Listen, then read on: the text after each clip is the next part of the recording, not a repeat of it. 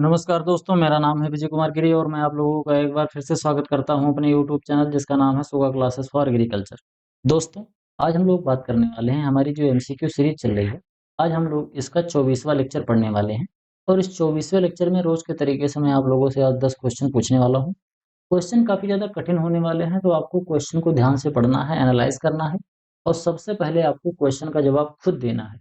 इसके बाद फिर आपको मेरा कायदे से जो एक्सप्लेन करूँगा, उसका एक्सप्लेनेशन सुनना है और सुनने के बाद आपका जो कॉन्सेप्ट है, वो क्वेश्चन में जो कॉन्सेप्ट पूछा गया है, वो कॉन्सेप्ट आपका अच्छी तरीके से क्लियर हो जाएगा। तो चलिए बिना देर किए हुए स्टार्ट करते हैं, देखते हैं सबसे पहला क्वेश्चन क्या है। सबसे पहला जो हमारा क्वेश्चन है वो क्या है? सबसे पहला क्वेश्चन हमारा स्टेटमेंट बेस्ड क्वेश्चन है। यहाँ पर हम लोगों को 2 स्टेटमेंट दिए गए हैं। पहला स्टेटमेंट क्या कह रहा है?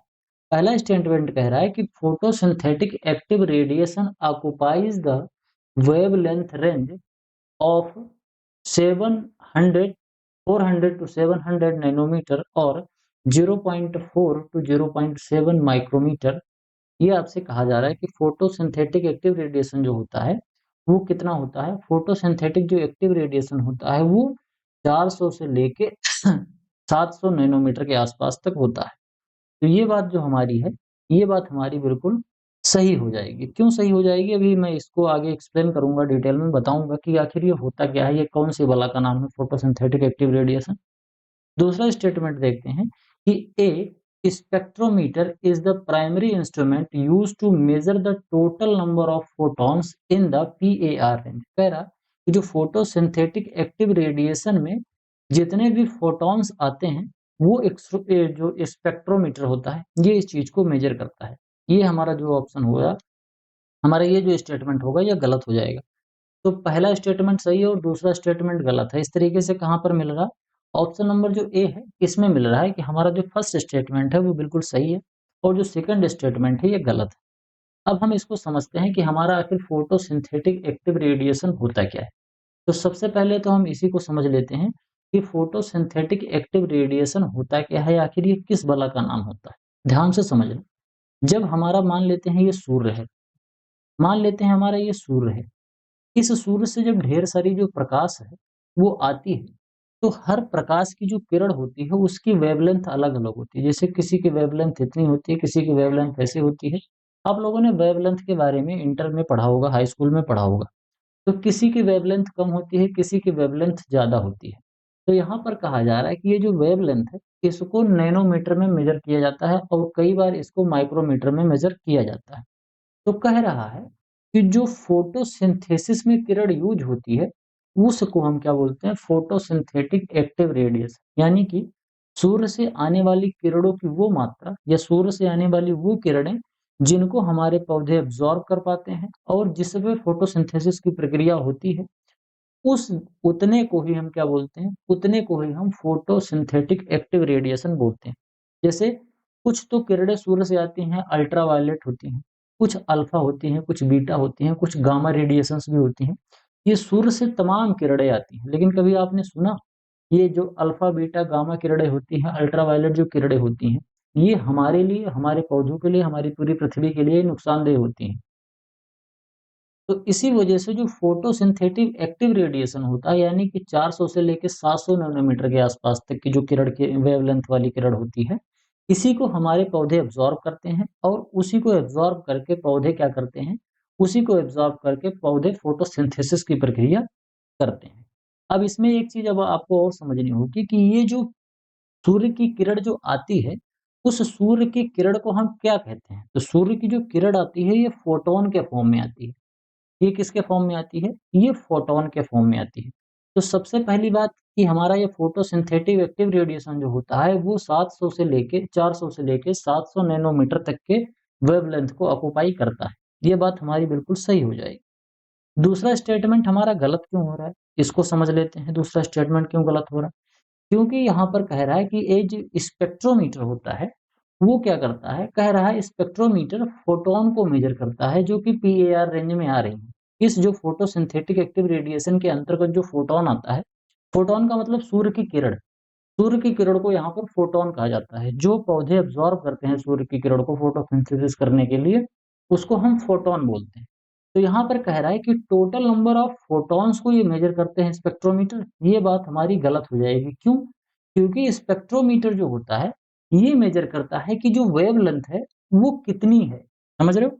जो स्पेक्ट्रोमीटर होता है, ये क्या करता है, ये नैरो वेव की बैंड को मेजर करता है कि वेव की बैंड कितनी-कितनी है, उसका डिटेल ये प्रोवाइड करता है। अभी मैं आगे बताऊँगा कि ये बैंड क्या है, ये किस बला का नाम है। लेकिन यहाँ पर जो स्पेक्ट्रोमीटर है, ये एक स्पेक्ट्रोमीटर क्या करता है, वेवलेंथ को बता रहा है, सॉरी, वेव की जो क्या कर रहा है, नैरो वेव बैंड जो है उसको बता रहा है। यहाँ पर फोटॉन की मात्रा को नहीं बता रहा है। तो अब यहाँ क्वेश्चन ये उठता है कि सर जी, अगर ये स्पेक्ट्रोमीटर फोटॉन को नहीं बता रहा है तो आखिर फोटॉन को बता कौन रहा है? तो फोटॉन को जो बताता है उसका नाम क्या होता है? उसका नाम होता है क्वांटम सेंसर। समझ गए? ध्यान से समझो अब इसको थोड़ा-सा और। कह रहा है कि जो फोटोसिंथेटिक एक्टिव रेडिएशन होता है, जैसे सूर्य से यहाँ पर प्रकाश आ रहा है, तो सूर्य के ऊपर जो सफेद सा प्रकाश पड़ता है, इसको अगर हम स्पेक्ट्रोमीटर में देखेंगे, स्पेक्ट्रोमीटर में, तो क्या होता है, ये 7 कण की होती है, जिसको हम किरण की होती है, जिसको हम विबग्योर कहते हैं। यहाँ से विबग्योर करके यहाँ वॉयलेट से शुरू होकर और यहाँ आर तक आता है। तो ये 7 कलर होते हैं। तो ये कह रहा है कि इन सातों कलर में कौन-कौन सी कलर की मात्रा कितनी ज़्यादा है। यानी कि आप यहाँ पर देख सकते हैं, ये क्या कह रहा है कि किरण की इंटेंसिटी कैसी है। जैसे यहाँ पर आप देखोगे तो ब्लू लाइट की इंटेंसिटी बहुत कम है। यानी कि यहाँ पर ये जो फोटोसिंथेटिक एक्टिव रेडिएशन के द्वारा जो सूर्य की किरण आ रही है, इस किरण के अंदर ब्लू लाइट कम है। सबसे ज़्यादा कौन-सी लाइट है? वॉयलेट लाइट है। और इसके बाद फिर हमारी कौन-सी लाइट है? इसके बाद फिर हमारी येलो और ऑरेंज लाइट होती है, और फिर ऑरेंज लाइट के बाद जब रेड लाइट की तरफ जाता है तो थोड़ा-सा घट के फिर ऊपर बढ़ जाता है। ये क्या है? ये नीचे आपको दिख रहा है, यहाँ से लेके ये 400 से लेके यहाँ पर 400 शुरू हो रहा है। यहाँ से लेके और कहाँ तक जाता है? यहाँ से लेके ये 700 तक जाता है। आप देखो, यहाँ से लेके कहाँ तक जाता है? यहाँ से लेके ये 700 तक जाता है। ये है 700। अब इस चीज़ को आपको समझना होगा, ये 400 से 700 जो मैंने आपको बताया, ये 400 से 700 है क्या? 400 यहाँ पर होगा, ये 400 से 700, ये इतना वाला रीजन। ये रीजन क्या होता है? ये रीजन वही रीजन होता है जिसमें हम कायदे से, हमारे जो पौधे हैं वो कायदे से फोटोसिंथेसिस कर पाते हैं। तो ये जो स्पेक्ट्रोमीटर होता है, ये क्या मेजर करता है कि कौन-सा रंग है और उसकी इंटेंसिटी कितनी है। समझ पा रहे हो? यहाँ पर जो स्पेक्ट्रोमीटर क्या मेजर कर रहा है? स्पेक्ट्रोमीटर मेजर कर रहा है कि कौन-सा रंग कितनी ज़्यादा मात्रा में है। जैसे सूर्य से तो केवल सफ़ेद प्रकाश आता है। कैसा आता है? बिल्कुल व्हाइट आता है। अब ये जो व्हाइट कलर है, इस व्हाइट कलर में सातों कलर, ये जो सातों ये प्राइमरी कलर होते हैं, ये सातों के सातों कलर उसके अंदर मिक्स होते हैं। यहाँ पर कहा जा रहा है कि ये जो सफ़ेद कलर है, ये सफ़ेद कलर कितनी-कितनी मात्रा में होता है। तो स्पेक्ट्रोमीटर मात्रा को बताता है कि कौन-सा कलर कितना-कितना होता है। समझ गए? लेकिन हमारा जो क्वांटम सेंसर होता है, ये क्वांटम सेंसर क्या बताता है? क्वांटम सेंसर बताता है कि फोटोसिंथेसिस करने के लिए जो फोटॉन मिल रहे हैं, फोटोसिंथेटिव एक्टिव रेडिएशन में जो किरण आ रही है, जो फोटॉन रिसीव कर रहे हैं पौधे, वो कितने फोटॉन रिसीव कर रहे हैं पर स्क्वायर मीटर में। समझो इसको ध्यान से, क्या कह रहा है कि 400 से लेके 700 नैनोमीटर की रेंज के जो फोटॉन आ रहे हैं, वो एक सिंगल फ्लक्स में कितने ज़्यादा तेज़ी से, वो मतलब कितने आ रहे हैं, इसको ध्यान से समझो, ऐसे बोल रहा है। इसको मेज़र किया जाता है मीटर पर सेकंड में। कैसे मेज़र किया जाता है? इसको मीटर पर सेकंड में मेज़र किया जाता है। इसको थोड़ा-सा समझते हैं। ये मान लेते हैं हमारी पत्तियाँ हैं। इस पत्ती में पौधे इस पत्ती के अंदर सूर्य का प्रकाश आएगा और एब्ज़ॉर्ब होगा। यहाँ पर तो हमको पता चल गया कि कौन-कौन सी रेंज की, कौन-कौन सी वेवलेंथ की किरण आ रही है। 400 से 700 तक की किरण को पौधे एब्ज़ॉर्ब कर पाते हैं, इसके बाद करते नहीं हैं। अब इसमें हमने ये चेक किया कि कौन-कौन से वेवलेंथ की कितनी किरण है, उसकी इंटेंसिटी कितनी है। जैसे पता चला यहाँ 400 वेवलेंथ है, 400 वेवलेंथ की अगर कोई किरण होगी तो कैसी होगी? 400 वेवलेंथ की किरण होगी तो वायलेट टू ब्लू कलर के बीच की होगी, यहीं पर आपको कुछ देखने को मिलेगा। अब इसकी इंटेंसिटी कहाँ से पता चलेगी? इसकी इंटेंसिटी इस वाले ग्राफ से पता चलेगी। यहाँ से हमको इंटेंसिटी पता चलेगी कि वो कलर कितना है, यानी कि वो जो वेवलेंथ है वो कितनी मात्रा में है। और यहाँ पर क्या पता चलेगा कि कौन-सी वेवलेंथ है। जैसे यहाँ पर आपको अल्ट्रावायलेट दिख रहा है, वायलेट दिख रहा है, blue, green, yellow, orange, red और इसके अलावा इंफ्रारेड। फिर ऐसे आगे चल के ढेर सारी किरणें होती हैं। ये इंफ्रारेड होती है, समझ रहे हो? ये आईआर क्या है? इंफ्रारेड है। अब इसको समझना आप। कि यहाँ पर तो हमको पता चल गया कि जो सूर्य की किरण आ रही है उसकी इंटेंसिटी कितनी है, मतलब कौन कौन सी वेवलेंथ की इंटेंसिटी कितनी है, ये स्पेक्ट्रोमीटर से हमको पता चल गया। लेकिन जो पौधे फोटोन को एब्जॉर्ब कर रहे हैं, जैसे पौधे इसको किरण को फोटोन के फॉर्म में एब्जॉर्ब करते हैं, तो वो फोटोन 1 स्क्वायर मीटर एरिया में 1 सेकंड में कितने फोटोन हमारा पौधा एब्जॉर्ब कर रहा है, इसको हम किससे मेजर करते हैं, इसको हम क्वांटम सेंसर से मेजर करते हैं। तो यहाँ पर जो बात लिखी गई है कि स्पेक्ट्रोमीटर क्या करता है, स्पेक्ट्रोमीटर मेजर करता है total number of photon in PAR range. तो ये बात बिल्कुल गलत है। पीएआर रेंज में स्पेक्ट्रोमीटर फोटोन को नहीं मेजर करता है, कौन करता है, क्वांटम सेंसर करता है। समझ में आई बात? काफी बड़ा सा टॉपिक था, आई होप आपको मैं अच्छे से समझा पाया हूँ। कुछ बच्चे जिनका बिल्कुल एकदम नीलवटा सन्नाटा है, बिबिग्योर वाला हाई स्कूल इंटर वाला कॉन्सेप्ट, उनको मैं नहीं समझा पाऊंगा इस वजह से, क्योंकि इतना बेसिक में घुस नहीं सकता, ज्यादा जितना बेसिक हो सकता था मैंने उतना यहाँ पर समझा दिया। तो इस तरीके से हम देखेंगे तो हमारा जो ऑप्शन नंबर फर्स्ट होगा वो बिल्कुल राइट ऑप्शन हो जाएगा। चलिए आगे बढ़ते हैं, देखते हैं हमारा दूसरा क्वेश्चन क्या है। दूसरा क्वेश्चन जो हमारा है ये कैसा है, ये मैच करने वाला है, यानी कि मैच द फॉलोइंग है। यहाँ पर आपको कुछ कॉन्सेप्ट दिए गए हैं और यहाँ पर आपको कुछ वैल्यू और डेफिनेशंस दी गई हैं, आपको इसको कायदे से मैच कराना है। एक एक करके मैच कराते हैं। सबसे पहले तो हम बात करेंगे नॉर्मल लैप्स रेट की। तो नॉर्मल जो लैप्स रेट होता है वो कितना होता है, वो होता है 6.5 डिग्री सेंटीग्रेड पर किलोमीटर। इसके अलावा क्या होता है, एक हमारा होता है ड्राई एडियाबेटिक लैप्स रेट, या ड्राई एडियाबेटिक लैप्स रेट जो होता है वो कितना होता है, ये हमारा होता है 10 डिग्री सेंटीग्रेड पर किलोमीटर। इसके अलावा एक होता है इन्वर्जन। तो इन्वर्जन क्या होता है, इसको हम व्युत्क्रमण बोलते हैं। तो ये व्युत्क्रमण क्या होता है, व्युत्क्रमण होता है abrupt rise in temperature with altitude, यानी कि ऊंचाई के साथ जब तापमान में अचानक से वृद्धि हो जाती है तो उसको हम क्या बोलते हैं, उसको हम इन्वर्जन बोलते हैं। तो इस तरीके से हमारा ये मैच होगा कैसे, ए जो है ये थर्ड पे जाएगा, ए थर्ड पे इसमें जा रहा है, ए थर्ड में इसमें जा रहा है, ये वाला गलत हो गया और ये वाला गलत हो गया। बी जो है dry adiabatic adiabatic lapse rate जो है, ये ड्राई एडियाबेटिक लैप्स रेट जो है ये कितने पे जा रहा है, ये ए पे जा रहा है, यानी कि बी हमारा 1 पे जा रहा है। तो बी 1 पे जा रहा है तो ये वाला सही हो जाएगा और ये वाला भी हमारा फिर क्या हो जाएगा, गलत हो जाएगा। तो अल्टीमेटली हमारा ऑप्शन कौन सा सही हो गया, हमारा जो ऑप्शन नंबर ए है ये सही हो गया। अब एक एक करके हम समझते हैं कि हमारा आखिर ये लैप्स रेट और नॉर्मल लैप्स रेट या फिर ये ड्राई एडियाबेटिक लैप्स रेट क्या होता है, इन्वर्जन क्या होता है, एक एक करके सभी चीजों को समझते हैं। सबसे पहले तो हम समझ लेते हैं normal lapse rate. Normal lapse rate क्या होता है, जब हम ट्रोपोस्फियर में, ट्रोपोस्फियर जिसको हम क्या बोलते हैं, ट्रोपोस्फियर जिसको हम क्षोभ मंडल बोलते हैं, जब हम क्षोभ मंडल में नीचे से ऊपर की तरफ जाते हैं, जैसे हमारी ये पृथ्वी है, इसमें जब हम नीचे से ऊपर की तरफ जाते हैं तो हर 1 किलोमीटर जैसे जैसे हम ऊपर जाएंगे, हमारा जो टेम्परेचर है वो 6.5 डिग्री सेंटीग्रेड पर किलोमीटर के हिसाब से कम होता जाएगा। समझो कैसे, जैसे आप यहाँ पर देखोगे, यहाँ पर ये क्या है, यहाँ पर ये एल्टीट्यूड है और यहाँ पर क्या है, ये टेम्परेचर है। अगर मैं इस बिंदु की बात करूं तो यहाँ पर क्या है, टेम्परेचर ज्यादा है, हाइट कम है। लेकिन जैसे जैसे हम क्या कर रहे हैं, जैसे जैसे हम अपनी हाइट को बढ़ा रहे हैं, यहाँ पर आप देखो ये एल्टीट्यूड यहाँ पर सबसे ज्यादा हो गया। तो अगर यहाँ पर एल्टीट्यूड सबसे ज्यादा हो गया तो टेम्परेचर देखो, टेम्परेचर कितना कम हो गया। यहाँ पर आप देख रहे हो ये टेम्परेचर यहाँ पर कम हो गया, यहाँ पॉइंट पर टेम्परेचर कम हो गया, हमारा घटते हुए आ रहा है। और यहाँ पर टेम्परेचर बहुत ज्यादा था। हाइट देखो, यहाँ पर हाइट ज्यादा है और यहाँ पर हमारा हाइट कम थी। यानी कि जैसे जैसे हम ऊपर की तरफ जा रहे हैं हमारा टेम्परेचर घटता जा रहा है। जैसे कैसे बात करते हैं, जैसे मान लेते हैं कि हमारी पृथ्वी की जो सतह है ये 30 डिग्री सेंटीग्रेड टेम्परेचर से गर्म है। हम क्या करेंगे, हम ऊपर जाएंगे। ऊपर जब हम जाते जाएंगे तो कितना होगा, 1 किलोमीटर जब हम ऊपर जाएंगे तो 6.5 घटेगा, फिर 2 किलोमीटर जाएंगे तो फिर 6.5 फिर घटेगा। ऐसे ऐसे करके कितना घट जाएगा, 6 दूनी 12, 13 दूनी 26 घट जाएगा। तो जब हम 4 किलोमीटर चले जाएंगे, कितना, जब हम 4 किलोमीटर ऊंचाई पर यहाँ पर पहुंचेंगे, यहाँ पर हमारी ऊंचाई कितनी थी, यहाँ पर हमारी ऊंचाई 0 किलोमीटर थी। जब हम 4 किलोमीटर पे पहुंचेंगे तो 4 किलोमीटर पे कितना घट जाएगा, हमारा ये घट जाएगा 26। तो 26 अगर घट जाएगा तो बचेगा कितना, 26 घट जाएगा तो बचेगा 4 डिग्री सेंटीग्रेड। यानी कि हमारी पृथ्वी से अगर हम ऊपर जाते हैं 4 किलोमीटर तो वहां पर टेम्परेचर कितना होता है, 4 डिग्री सेंटीग्रेड होता है। गर्मी से बचने का एक बहुत ही अच्छा उपाय है, अगर आपको गर्मी लग रही है तो आप क्या चले जाओ, आप धरती से ऊपर चले जाओ। जितना ऊपर जाते जाओगे धीरे धीरे हमारा टेम्परेचर घटता जाएगा और फिर घट जाएगा।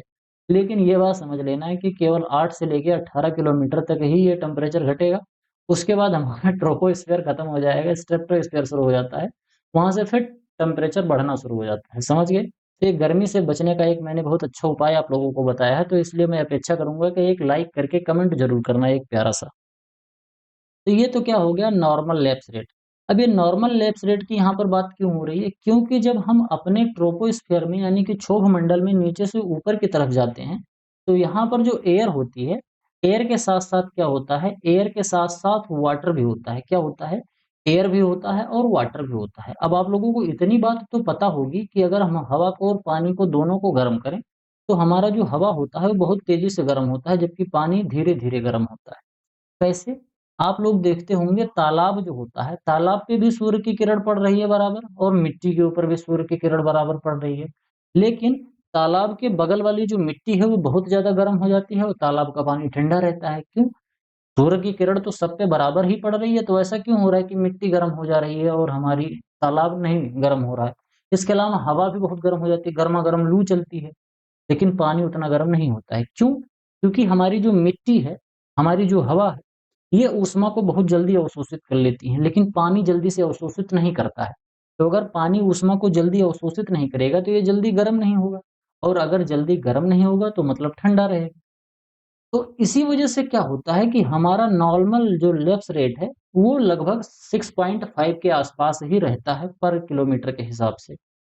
क्योंकि हमारी जो नॉर्मल कंडीशन होती है ट्रोपोस्फियर की, उसमें पानी भी होता है और हवा भी होता है, दोनों चीज़ वहाँ पर देखने को मिलती है।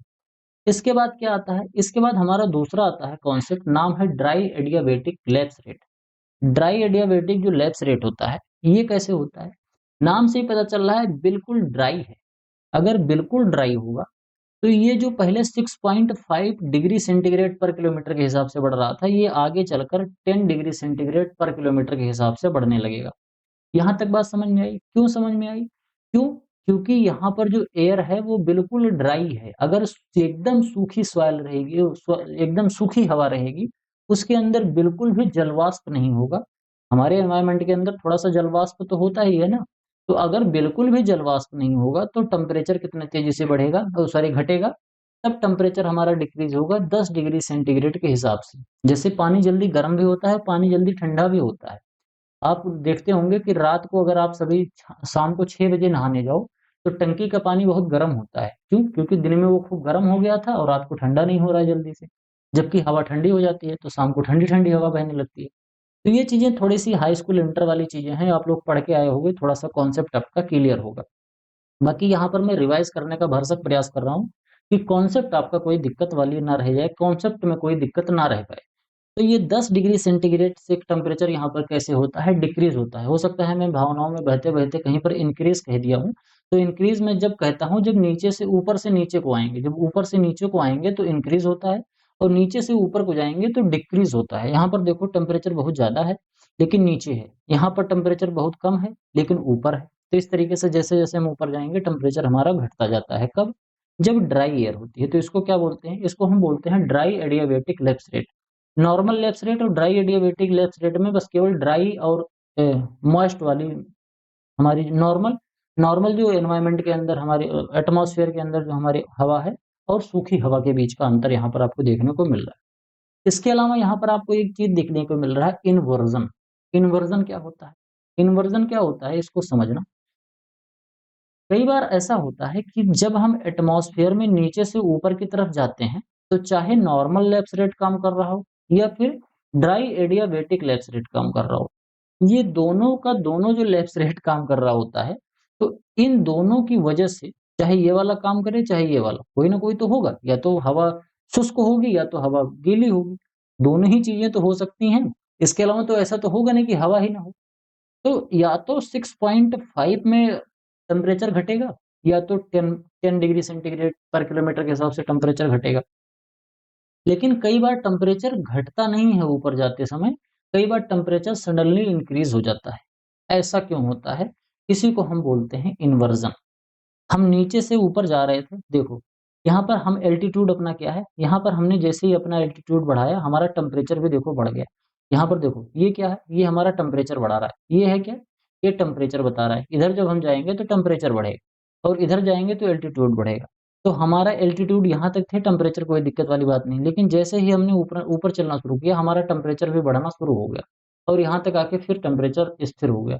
तो इतनी दूर तक ये जो टेम्परेचर थोड़ा-सा बढ़ा है अचानक से, ये क्या कह रहा है?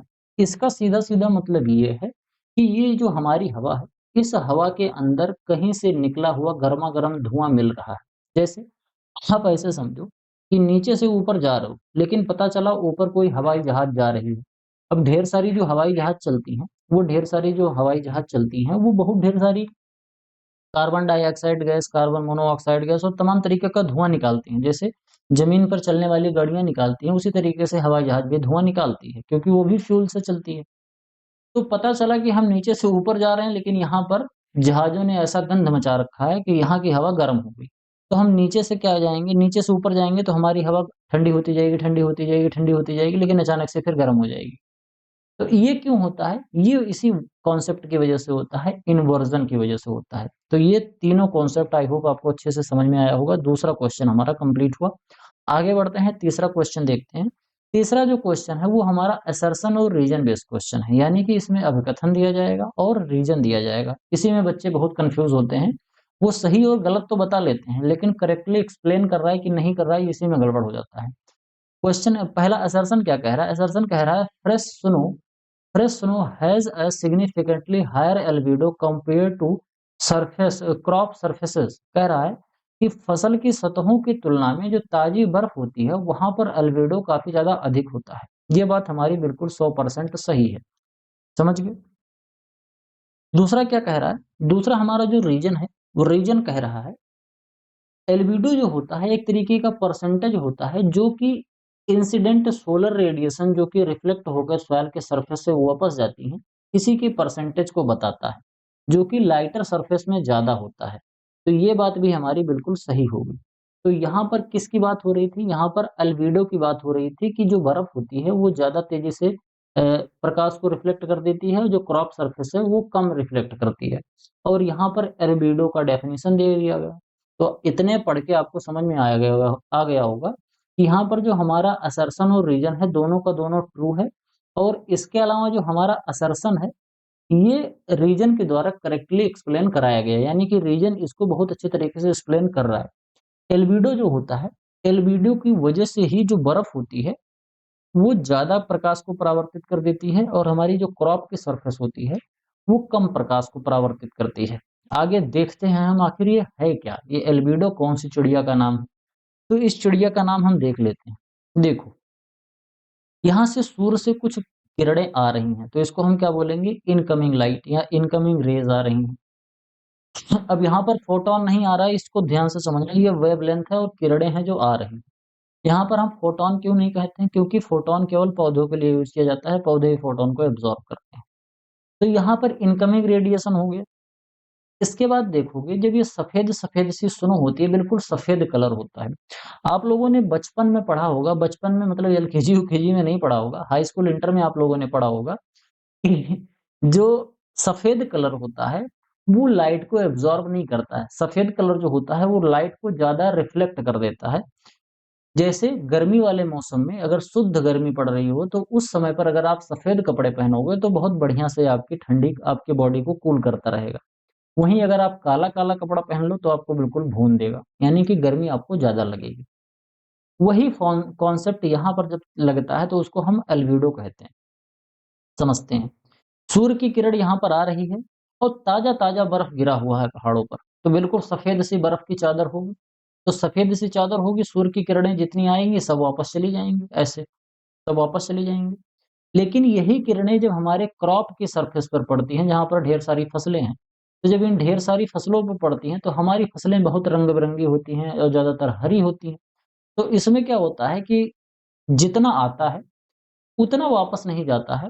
कुछ चीज़ें हम एब्ज़ॉर्ब करके हमारे पौधे रख लेते हैं। अब ये कितना-कितना रख लेते हैं, इसको समझ लेते हैं।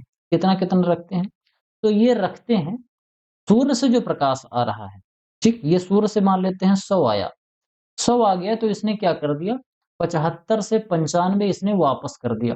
100% आया और इसने 75 से 95% क्या कर दिया वापस कर दिया, भैया ले जाओ हमें ज़रूरत नहीं है।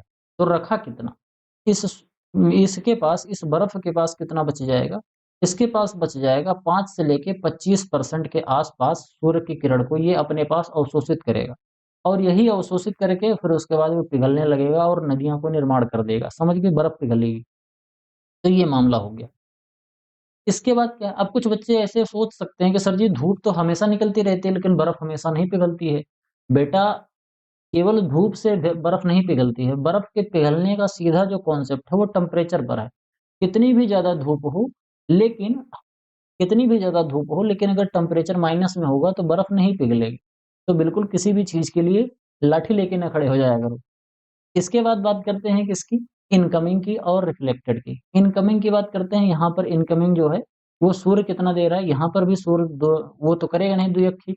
जितना सूर्य बर्फ को दे रहा था उतना ही सूर्य यहाँ पर भी लाइट देगा, तो 100% लाइट इसको भी दे दिया। लेकिन जब इसके पास दिया तो इसने ढेर सारा एब्जॉर्ब कर लिया, क्योंकि यहाँ पर पौधे को फोटोसिंथेसिस करनी है, अपना टेम्परेचर बढ़ाना है, ट्रांसपिरेशन कराना है, फिर अगर पानी नहीं है तो सूख के पौधे को मर भी जाना है। तो ये सब चीजें पौधे करते रहते हैं। तो इसी वजह से जो 100% लाइट आ रही है उसका केवल और केवल 23 से लेके 30%, यानी कि 25 से 30% ही लाइट ये रिफ्लेक्ट करके वापस भेजती है। बाकी बचा कितना? बाकी बचा लगभग 70 से लेके 75%। तो 70 से 75% ये अपने पास रख लेती हैं फोटोसिंथेसिस करने के लिए, और तमाम अगड़म बगड़म की जो चीजें होती हैं उसको करती हैं, जैसे टेम्परेचर बढ़ जाता है, उसके अलावा और तमाम चीजें होती हैं। तो ये कर रहा है। तो इसी को हम क्या बोलते हैं? इसी को बोलते हैं एल्बिडो। समझ गए यहाँ तक बात? आगे बढ़ते हैं, देखते हैं हमारा अगला क्वेश्चन क्या है। अगला हमारा जो चौथा क्वेश्चन है ये है मैच का, यानी कि हमको मैच कराना है। क्रिकेट वाला मैच नहीं कराना है हमको, यहाँ पर मिलान कराना है। कौन कौन सी दो चीजें हैं? साइंटिस्ट है और एजेंसी है। यहाँ पर कुछ आपको साइंटिस्ट दिए गए हैं, कुछ एजेंसीज दी गई हैं, और वहां पर इनसे रिलेटेड कुछ बेसिक कॉन्टेक्स्ट दिए गए हैं। समझते हैं कैसे कैसे होता है, मैच कराते हैं। सबसे पहले मैच करा दिया हमने डी कैंडोल का। डी कैंडोल जो थे, इन्होंने 1900 एडी में, 1900 एडी का मतलब सीधा सीधा सन 1900 के आसपास, आज से लगभग 126 साल पहले की बात हो रही है। तो डी कैंडोल हुआ करते थे। डी कैंडोल ने सबसे पहली बार क्या किया था? डी कैंडोल ने सबसे पहली बार अटेम्प्ट किया था हमारे क्लाइमेट को हमारे क्लाइमेट को क्लासिफाई करने में, और किस बेसिस पर? वहां पर उगने वाली वेजिटेशन के हिसाब से। कैसे किया था भी आगे डिटेल में समझाऊंगा, यहाँ पर पहले मैं क्वेश्चन बता देता हूँ। कोपन जो थे, कोपन ने फिर क्या किया था? कोपन ने पूरी दुनिया को 5 ग्रुप में बांट दिया था वहां की वेदर कंडीशन के हिसाब से। ठीक। इसके बाद फिर आए ट्रोल। तो ट्रोल जो थे, इन्होंने 1965 में क्या किया? ट्रोल ने क्लासिफिकेशन जो दिया था वो दिया था हमारा ICRISAT। एक्रीसेट जो होता है, सेमी एरिड रीजन, जो कि हैदराबाद में, वहां पर इन्होंने एक क्लासिफिकेशन दिया था जो कि एक्रीसेट हैदराबाद वाला जो है इसको मानता है। तो ट्रोल ने जो क्लासिफिकेशन दिया था क्लाइमेट का, उसको हमारा ICR की एक सब्सिडरी है, ICRI एक्रीसेट जिसको कहते हैं, सेमी एरिड रीजन में है, ये हमारा हैदराबाद में है, उसने इनको माना था। अब ये ट्रोल ने कौन सा क्लासिफिकेशन दिया था अभी सब मैं बताऊंगा, टेंशन नहीं लो, हल्के से चलो, हौले हौले। इसके बाद बात करते हैं थॉर्नवेट। थॉर्नवेट जो है, इन्होंने फिर बचा क्या? बचा हमारे चौथा। तो चौथा इस पे चला जाएगा, यानी कि बेस्ड ऑन किस पर? Potential evapotranspiration index, P P upon E multiplied by 100 bracket में, और फिर इसके बाद अपॉन में क्या रख देंगे? PE, potential evapotranspiration. क्या होता है डिटेल में भी समझाता हूँ एक एक करके। तो इस तरीके से जो हम मैच कराएंगे तो हमारा सही कौन सा होगा? ए जो है ये सेकंड पे जा रहा है, ए सेकंड पे इसमें जा रहा है, ये गलत हो गया। इसमें सही जाएगा और ये गलत हो गया। बी देखते हैं, बी जो है ये फर्स्ट पे जा रहा है, तो बी फर्स्ट पे ये जा रहा है, तो हमारा ये भी गलत हो गया। अल्टीमेटली हमारा सही कौन सा गया? अल्टीमेटली हमारा जो ऑप्शन नंबर ए है ये बिल्कुल हमारा सही ऑप्शन हो जाएगा। अब इसको थोड़ा सा समझते हैं कि आखिर ये किया क्या गया था। समझना, हमारा जो क्लाइमेट है ये तमाम तरीके के वैज्ञानिक आए, तमाम तरीके के शोधकर्ता आए, और उन्होंने हमारी पूरी पृथ्वी के क्लाइमेट को अलग अलग भागों में बांटने का प्रयास किया, कि जिससे हम अगर क्लासिफिकेशन कर ले जाएंगे प्रॉपर तरीके से तो आने वाले समय पर हम एग्रीकल्चर को अच्छे तरीके से डेवलप कर पाएंगे। तो सबसे पहले डी कैंडोल हुआ करते थे। तो डी कैंडोल ने वेजिटेशन के बेस पर पहले बार पूरी दुनिया को क्लासिफाई किया था। कैसे कैसे किया था? उन्होंने बताया था कि जैसे जो पोलर वाले रीजन होते हैं, पोलर वाले रीजन पर या फिर हमारे जो ट्रॉपिकल रीजन होते हैं, कौन कौन से? पोलर और tropical region, polar and tropical. अब मैं थोड़ा-सा यहाँ पर आइडिया दे रहा हूँ, बिल्कुल लाठी लेके खड़े नहीं हो जाना। पोलर और ट्रॉपिकल रीजन के जो पौधे होते हैं, वो कैसे होते हैं? ऐसे शंक्वाकार पौधे होते हैं, आप लोगों ने बचपन में पढ़ा भी होगा। ये जो हमारा क्या कहते हैं उसको, क्रिसमस ट्री जो होता है, क्रिसमस ट्री कैसा होता है? शंक्वाकार होता है। लेकिन आप कहोगे सर जी क्रिसमस ट्री तो हमारा गाँव में भी उग जाता है, तो ऐसा नहीं है। मैं अमूमन की बात कर रहा हूँ। अमूमन यानी कि ज़्यादातर जो हमारे पहाड़ों पर जो पौधे पाए जाते हैं, वो पौधे कैसे होते हैं? खूब लंबे-लंबे होंगे, पतले-पतले होंगे और उनका ऊपर जो कोन होगा वो कैसे होगा? इस तरीके से वो देखने को मिलते हैं। क्यों? क्योंकि जो पहाड़ों वाले पौधे होते हैं, पहाड़ों पर हवा को रोकना होता है पहाड़ों को और ऊँचाई पे हवा तेज़ चलती है, तो एक तो वो चीज़ होती है। इसके बाद पहाड़ों पर बहुत ज़्यादा बर्फबारी होती है। अब आप एक एग्ज़ाम्पल से समझो कि मान लेते हैं हमारे पास एक पौधा ऐसा है और एक हमारे पास जो पौधा है वो ग्रीन कलर का मैं यहाँ पर बना देता हूँ। एक हमारे पास पौधा है, जस्ट अ सेकंड, एक हमारे पास पौधा है कुछ इस तरीके का, ये है पौधा। अब आप बताओ कि अगर इस पे बर्फबारी होगी और इस पे बर्फबारी होगी, तो बर्फ किस में अटक जाएगी? इस वाले पौधे में हमारी बर्फ ज़्यादा अटक जाएगी क्योंकि ये पौधा बड़ा-सा है। ये कैसा है? ये आम का पौधा मान लेते हैं। ये पौधा हमारा कैसा है? ये पौधा हमारा जो है ये छोटे-छोटे हैं और या तो अगर हाइट में बड़े हैं तो शंक्वाकार हैं, बहुत पतले-पतले से हैं। तो बर्फ पड़ेगी तो इनसे टकरा के तुरंत ही ऐसे बह जाएगी और बहुत दूरी तक ये कवर नहीं करता। जैसे यहाँ पर देखोगे इसका डायमीटर इतना है, लेकिन इसका डायमीटर छोटा-सा है। तो ये क्या है? ये पहाड़ों वाले पौधे होते हैं। कौन से? ये पहाड़ वाले पौधे होते हैं। तो इस वजह से इनका आकार ऐसे होता है। तो जब डी कैंडोल जी थे, इन्होंने कुछ पोलर के पौधे, कुछ ट्रॉपिकल के और हमारे टेम्परेट रीजन के। तो टेम्परेट रीजन का हमारा आम हो गया, ट्रॉपिकल जो हो गया वो पहाड़ हो गया। पोलर पे इस तरीके से पाया जाता है, ट्रॉपिकल पहाड़ और इस तरीके से पौधे होते हैं। इसके अलावा उन्होंने डेज़र्ट जो है, एरिड रीजन जो है, डेज़र्ट या फिर एरिड जो रीजन है, वहाँ के पौधे को खोजा और वहाँ के पौधों को बताया कि ऐसे नागफनी जैसे होते हैं। क्यों? नागफनी जैसे क्यों होते हैं? इनका जो तना होता है, ये किसमें कन्वर्ट हो जाता है? तना पत्तीनुमा हो जाता है। अब तना पत्ती में कन्वर्ट नहीं होता है, नहीं बहुत बच्चे तो लाठी लेके शुरू हो जाते हैं, सर जी क्या पढ़ाते हो? गलत-गलत आपको कुछ नहीं आता है। कुछ बच्चे तो यूट्यूब पर केवल चेक करने आते हैं कि सर जी को ज्ञान कितना है। तो समझना, ये एरिड जो रीजन है, ये कैसा है? एरिड रीजन में जो तना होता है, ये पत्तीनुमा हो जाता है और जो पत्तियाँ होती हैं, वो कैसी हो जाती हैं? यहाँ पर जो पत्तियाँ हैं, वो कैसी हो जाती हैं? ये काँटेनुमा हो जाती हैं। अब समझना कैसे? आपने कभी नागफनी देखी है?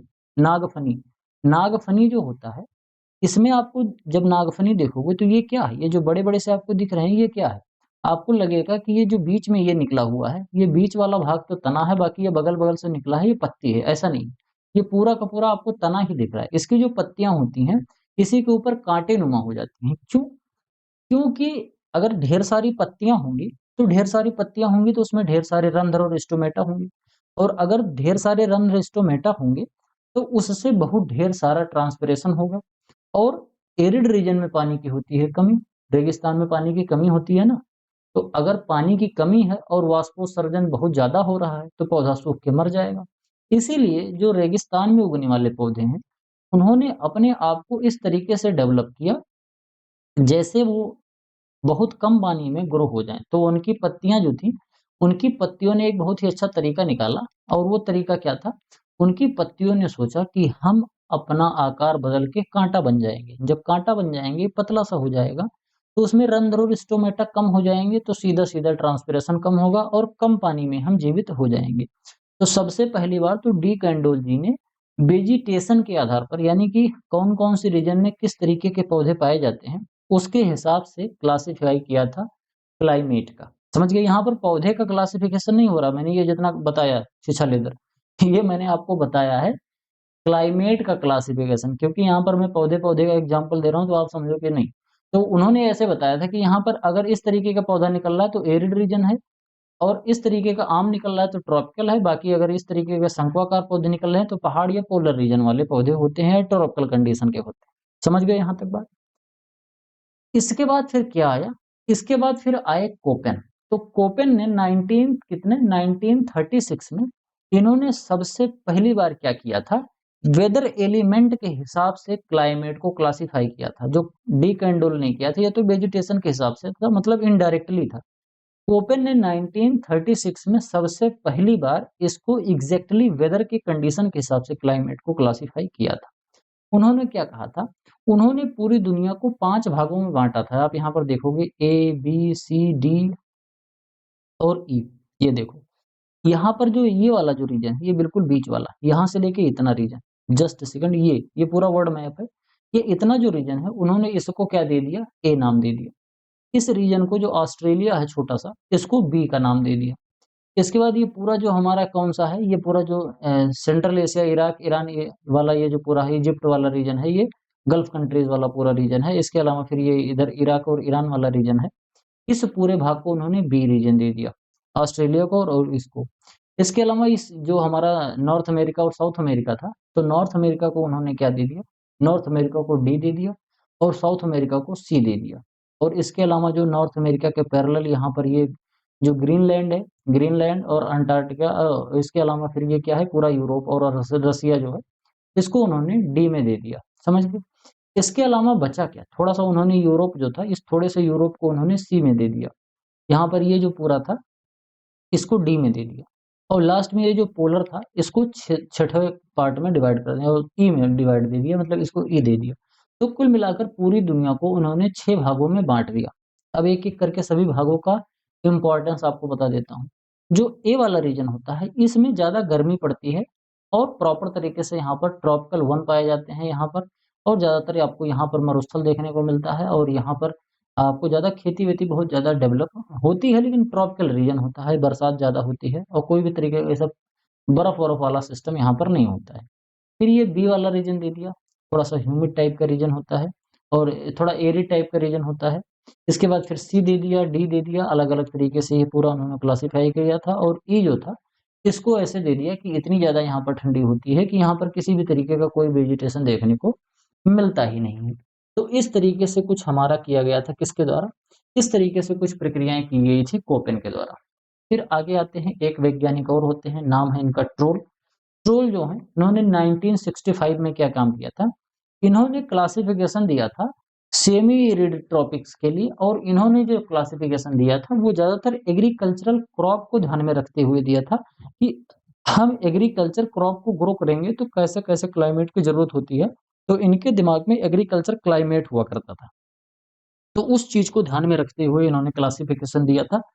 तो इसी को एक्रीसेट ने क्या किया?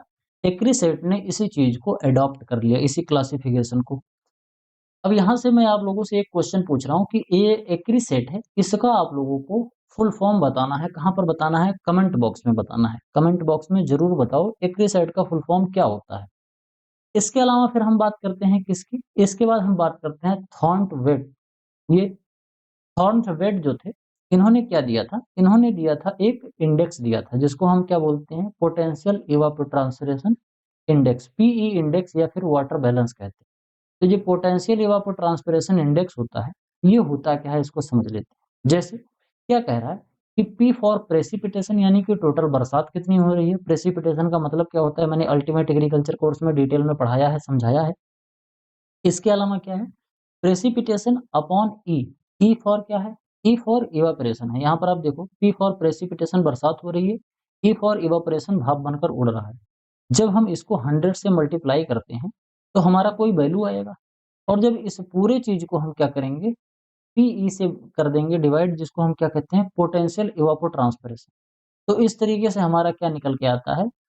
पोटेंशियल इवापोट्रांसपिरेशन इंडेक्स, ये थॉर्नवेट ने दिया था। बाकी ये पोटेंशियल इवापोट्रांसपिरेशन इंडेक्स क्या होता है, मैंने अपने अल्टीमेट एग्रीकल्चर कोर्स में बताया है। बहुत ढेर सारी चीज़ें ऐसी हैं कि अगर मैं इसी क्वेश्चन में बताना शुरू करूँगा तो दिक्कत हो जाती है।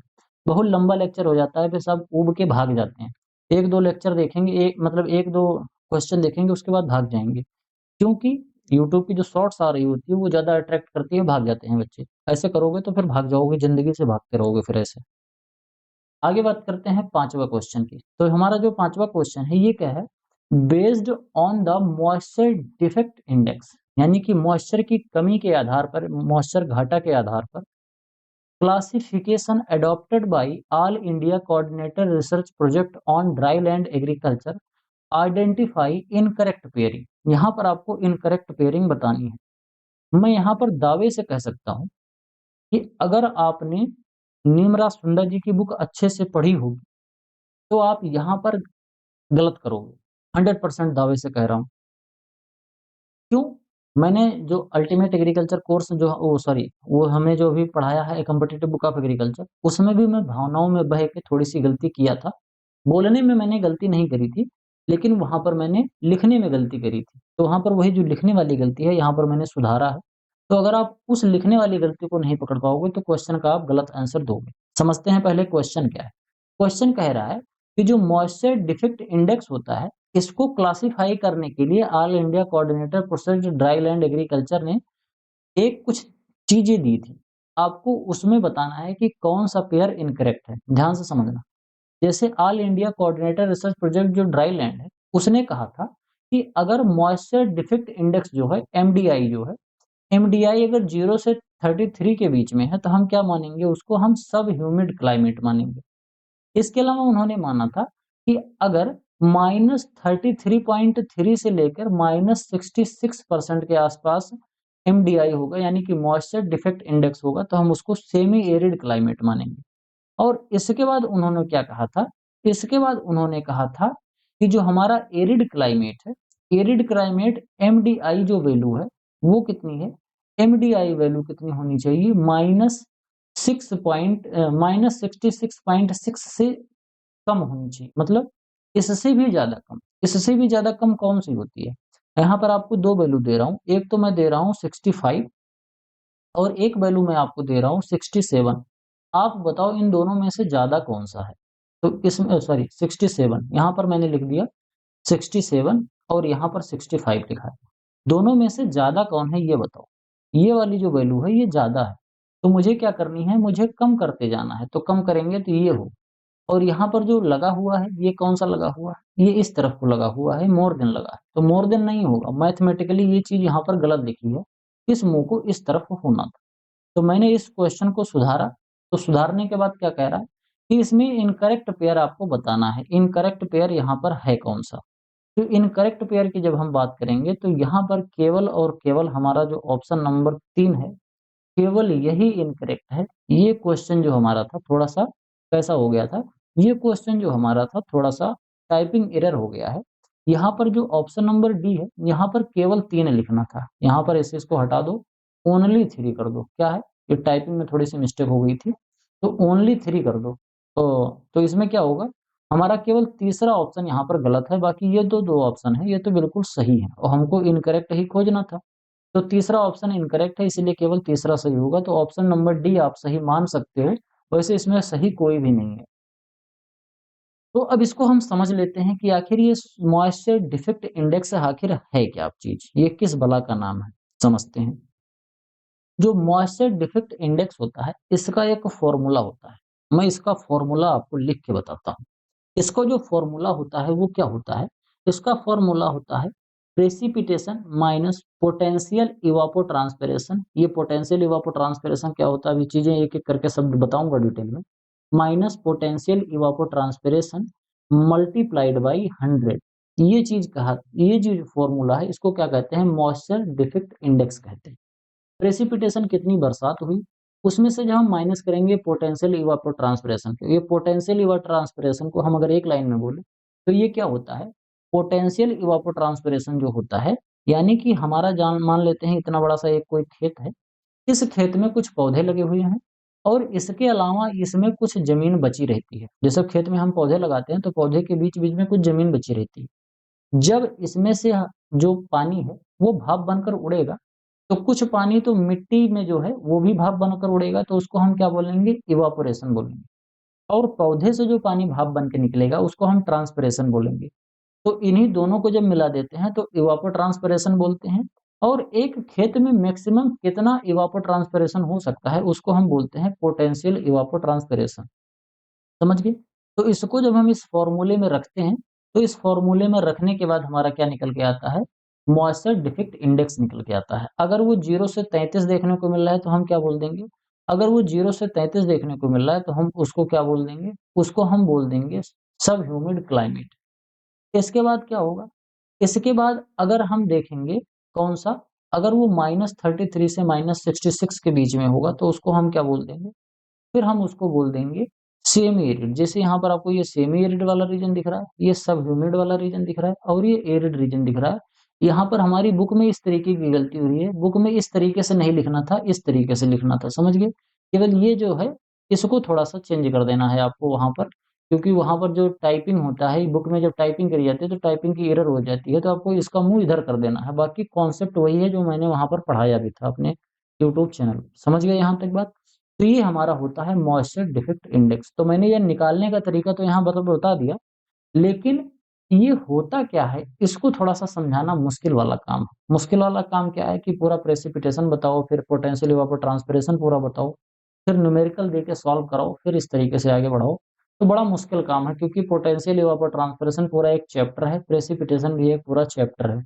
तो मैं वहाँ पर इस चीज़ को बताने में थोड़ा-सा असमर्थ हूँ, तो उस चीज़ को आप समझोगे। मैंने इस चीज़ को पोटेंशियल इवेपोट्रांसपिरेशन या मॉइस्चर डिफेक्ट इंडेक्स को अपने अल्टीमेट एग्रीकल्चर कोर्स में डिटेल में बताया है। अब हम आगे चलेंगे और हम पढ़ेंगे 6वां क्वेश्चन। लेकिन 6वां क्वेश्चन मैं आप लोगों को पढ़ाऊँ उससे पहले मैं बता दूँ कि अगर आप लोग एक बार अच्छे तरीके से पढ़ना चाहते हो तो मेरा अल्टीमेट एग्रीकल्चर कोर्स ज़रूर खरीदो। इसमें आप लोगों के लिए सभी सब्जेक्ट बिल्कुल बेसिक से लेके एडवांस लेवल तक आपको अच्छे तरीके से पढ़ाए जाएँगे और साथ में आप लोगों को यहाँ पर जो कुछ भी पढ़ाया जाएगा उसका आपको पीडीएफ नोट्स भी दिया जाएगा। ये जो पीडीएफ नोट्स होगा आपको बाइलिंगुअल मिलेगा, मतलब हिंदी और अंग्रेजी दोनों भाषाओं में आप यहाँ पर नोट्स प्राप्त कर लोगे। और उसको आराम से आगे चलकर रिवीजन करने के लिए रख लेना और आराम से इसको पढ़ना। तो अगर आप इसको खरीदना चाहते हैं तो इस क्यूआर कोड को स्कैन करके मात्र ₹1000 का पेमेंट करके आप इसको खरीद सकते हैं। बाकी कोर्स से रिलेटेड किसी भी तरीके की अगर आपको जानकारी प्राप्त करनी है तो मेरा व्हाट्सएप नंबर है 9792771793। इस नंबर पर आप संपर्क करके कोर्स से रिलेटेड जानकारी प्राप्त कर सकते हो। सबसे महत्वपूर्ण क्या है इस कोर्स की, कि इस कोर्स को अगर आपने अच्छे तरीके से पढ़ लिया तो चाहे कोई सेंट्रल गवर्नमेंट का एग्जाम हो या फिर स्टेट गवर्नमेंट का एग्जाम हो, अगर आपने इस चीज़ को अच्छे तरीके से पढ़ लिया है, तो आई कैन गारंटी कि आपका एग्रीकल्चर कहीं भी फँसने वाला नहीं है। आप अन्य विद्यार्थियों की अपेक्षा अपने आप को सबसे आगे पाओगे, किसी भी कोचिंग में वो पढ़ के आया हो। बस केवल आपको जो-जो बताता जाऊँगा उसको कायदे से फ़ॉलो करते जाना है, समझ गए? और रिवीज़न करते जाना है, बस केवल इतना ही करना है। बाकी यहाँ पर सब चीज़ प्रोवाइड कराऊँगा। आपको टेस्ट सीरीज़ भी दूँगा, नोट्स भी दूँगा, लेक्चर भी दूँगा, बाकी अगर आपके कोई डाउट होते हैं तो उसको पर्सनली सॉल्व भी करवाऊँगा। समझ गए? इतनी सभी चीज़ें आपको मात्र ₹1000 में मिलने वाली हैं, तो आप इसको खरीद सकते हैं। चलिए आगे बढ़ते हैं, देखते हैं हमारा अगला क्वेश्चन क्या है। हमारा जो अगला क्वेश्चन है, कह रहा है which of the following statement regarding cyclone is incorrect based on the technical description provided. यहाँ पर कुछ टेक्निकल डिस्क्रिप्शन दिए गए हैं साइक्लोन से। आपको बताना है कि कौन से यहाँ पर चीज़ें गलत हैं। एक-एक करके पढ़ते हैं, समझते हैं। कह रहा a cyclone is a circular low pressure area. ये बात बिल्कुल सही है। जो साइक्लोन होता है इसमें लो प्रेशर एरिया तो बनता है, ये बात बिल्कुल सही है। देखते हैं अगला, atmospheric pressure is highest at centre of cyclone. Cyclone में एटमॉस्फेरिक प्रेशर जो होता है वो सेंटर में हाई होता है, यही बात तो गलत हो गई। तो हमारा अगर ये बात गलत हो गई तो ऑप्शन नंबर बी सही हो जाएगा। तो ऑप्शन तो आपको बी सही मिल गया। आगे और क्या करते हैं? आगे है wind movement in A cyclone is directed toward the centre. कह रहा है कि जब साइक्लोन चलता है तो इसमें जो हवा की डायरेक्शन होती है वो कहाँ होती है? साइक्लोन के सेंटर में होती है। इसके अलावा क्या कह रहा है? इसके अलावा कह रहा है एग्जाम्पल जो होता है इसमें साइक्लोन का वो कौन-कौन सा होता है? टॉर्नेडो होता है, टाइफून होता है, हरिकेन्स होता है या फिर हरिकेन होता है। ये सभी क्या होता है? ये सभी साइक्लोन के सिनोनिम्स होते हैं। यहाँ तक समझ गए? तो यहाँ पर हमारा ए भी सही है, सी भी सही है और डी भी सही है और हमको इनकरेक्ट खोजना था तो केवल बी इनकरेक्ट। आगे देख लेते हैं। ये होता है साइक्लोन। क्या होता है कि जब ढेर सारा क्या होती है, हवा गर्म होती है। जैसे यहाँ पर बीच वाली जो हवा है, इस समय पर एक बार हवा रही हो, ये हवा अचानक से गर्म हुई। अब क्या होती है, जब ये हवा बहुत तेज़ी से गर्म होते-होते क्या होती है, गर्म होती है। और आप लोगों ने ये भी पढ़ा होगा कि जो गर्म हवा होती है, वो नीचे से ऊपर जाती है। तो यहाँ की जो हवा है, ये तुरंत क्या हुई, ये ऊपर को चली गई। अब जब ये हवा ऊपर को जाएगी, तो इसके पास की जगह को लेने के लिए अगल-बगल की जो ठंडी हवा होती है, वो इसके अंदर आने का प्रयास करने लगती है। तो इस तरीके से एक सर्कुलर मोशन बन जाता है, ऐसे गोल-गोल सी हवा वो घूमने लगती है। तो ऐसे आएगी नीचे से, बाहर से आएगी अंदर को और यहाँ आएगी वो गर्म हो जाएगी, फिर उससे ऊपर चली जाएगी। तो आपने कभी साइक्लोन देखा हो, तो साइक्लोन कुछ इस तरीके से होता है, ऐसे करके। आप लोगों ने ऐसे देखा होगा। एक मैंने हॉलीवुड की कोई मूवी देखी थी, मुझे याद तो नहीं है एग्ज़ैक्ट मूवी का क्या नाम था, लेकिन साइक्लोन पर वो मूवी डिपेंड थी। मतलब साइक्लोन पर वो मूवी बनी हुई थी। उसमें अगर साइक्लोन आ जाए तो किस तरीके से बचना है, इस तरीके से कोई बड़ी अच्छी-सी मूवी थी, उसमें पूरे साइक्लोन के बारे में बताया गया। तो इसको क्या कहते हैं, हम साइक्लोन बोलते हैं। इसमें जो साइक्लोन होता है वो सर्कुलर लो प्रेशर एरिया बनाता है यहाँ बीच में, ये लो प्रेशर एरिया बन रहा है। इसके अलावा जो विंड की मूवमेंट हो रही है वो कैसी हो रही है, सेंटर की तरफ। यहाँ पर जो बाहर की विंड है वो लो प्रेशर की तरफ जाती है, क्योंकि आप लोगों ने पढ़ा होगा कि लो से हाई की तरफ, हाई से लो की तरफ जाती है। तो हवा जो है यहाँ पर लो प्रेशर है तो हाई प्रेशर बगल-बगल में है, तो यहाँ से ये हवा अंदर की तरफ जाएगी। तो ये भी बात सही है। इसके अलावा इसको अलग-अलग जगह पर अलग-अलग नाम से जानते भी हैं। यहाँ तक बात समझ में आई? और यहाँ पर ये जो चीज़ कह रहा है कि एटमॉस्फेरिक प्रेशर सेंटर में हाईएस्ट होता है, यही बात तो गलत थी, क्योंकि यहाँ पर सेंटर में लोवेस्ट प्रेशर होता है। इसीलिए तो हवा बाहर की अंदर को आती है। तो ये क्या होता है? ये साइक्लोन होता है, जिसका ऑप्शन नंबर बी हमारा बिल्कुल सही हो जाएगा। 7वाँ देखते हैं, match the physical quantities with their specific unit of measurements as mentioned in the document. भौतिक राशियों को उनके माप की विशिष्ट इकाइयों के साथ सुमेलित करें, जैसा कि दस्तावेजों में उल्लेख किया गया है। यहाँ पर आपको ये दस्तावेज दिया गया है। आपको बताना है क्या? आपको बताना है कि इसमें से कौन-सी चीज़ किस पर जाएगी। यहाँ पर कुछ फिजिकल क्वांटिटी दी गई हैं, भौतिक राशियाँ हैं और यहाँ पर उनकी मापन की इकाई है। चलिए मैच कराते हैं इसको, एक-एक करके मैच करते हैं। सबसे पहले हम किसको देखेंगे? सबसे पहले हम देखेंगे अपने ए को। ए क्या है? Photosynthetic photons. फोटोसिंथेटिक जो फोटॉन्स होते हैं, वो किस में मेज़र किए जाते हैं? ये हमारा मेज़र किया जाता है आइंस्टीन में और इसके अलावा वाट पर मीटर स्क्वायर में। यही चीज़ है जो मैंने अभी पहले क्वेश्चन में बताया था कि कितना फोटोन एब्ज़ॉर्ब कर रहा है। समझ रहे हो? इसके अलावा क्या है? इसके अलावा हमारा बी है intensity of solar radiation. Intensity of solar radiation जो है ये किस पे जाएगा? ये हमारा फर्स्ट पे जाएगा, लक्स जिसको कहते हैं। सी क्या है? अल्बिडो है। सी किस पे जाएगा? अल्बिडो जो है ये हमारा किस पे चला जाएगा? परसेंटेज में चला जाएगा। अभी अल्बिडो मैं आपको बहुत डिटेल में बता रहा था कि फसल पे पड़ेगा तो बहुत एब्ज़ॉर्ब कर लेगा, स्नो पे पड़ेगा तो बहुत ज़्यादा रिफ्लेक्ट कर देगा। परसेंटेज में मैं यहाँ पर बता रहा था, तो इस तरीके से ये मैच होगा। ए जो है थर्ड पे जा रहा है, तो ए थर्ड पे इसमें जा रहा है, इसमें जा रहा है, ये गलत हो गया और ये गलत हो गई। बी जो है किस पे जा रहा है? बी फर्स्ट पे जा रहा है। बी फर्स्ट में इसमें जा रहा है और यहाँ पर जा नहीं रहा है, तो कुल मिला के हमारा जो ऑप्शन नंबर ए है, ये बिल्कुल सही ऑप्शन हो जाएगा। एक-एक करके समझ लेते हैं कुछ जो कॉन्सेप्ट है। जो हमारा फोटोसिंथेटिक एक्टिव रेडिएशन होता है, इसको किस में मेज़र किया जाता है? इसको आइंस्टीन में मेज़र करते हैं। ये क्वांटिटी को मेज़र करता है कि मतलब कितने वॉट का यहाँ पर आपको लाइट मिल रही है, कितने फोटॉन, कितने वॉट के फोटॉन आपको 1 स्क्वायर मीटर एरिया में मिल रहे हैं। समझ गए?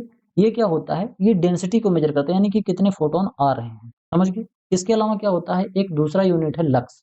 ये जो लक्स होता है, ये सबसे ओल्डेस्ट यूनिट है ब्राइटनेस को बताने का। जैसे आप लोगों ने देखा होगा कुछ लाइट होती है जो बहुत तेज़ जलती है, कुछ लाइट कम होती है। जैसे आप लोग देखते होंगे कि 7 वाट का बल्ब है, 9 वाट का बल्ब है, 11 वाट का बल्ब है और 200 वाट का बल्ब है। तो ये कम रोशनी देगा, ये उससे ज़्यादा रोशनी देगा, ये उससे ज़्यादा रोशनी देगा और ये सबसे ज़्यादा रोशनी देगा। तो ये जो रोशनी ज़्यादा दे रही है, यानी कि रोशनी जो शब्द है, यही होती है ब्राइटनेस। जैसे आपको यहाँ पर देखोगे तो ये लालटेन है। लालटेन बहुत ज़्यादा रोशनी नहीं देता है। ये जो है, ये क्या है? सूर्य, ये बहुत ज़्यादा रोशनी देता है। तो इसी को किस में मेज़र किया जाता है? इसको लक्स में मेज़र किया जाता है। ये क्या है? ये एल्बिडो है। एल्बिडो क्या होता है?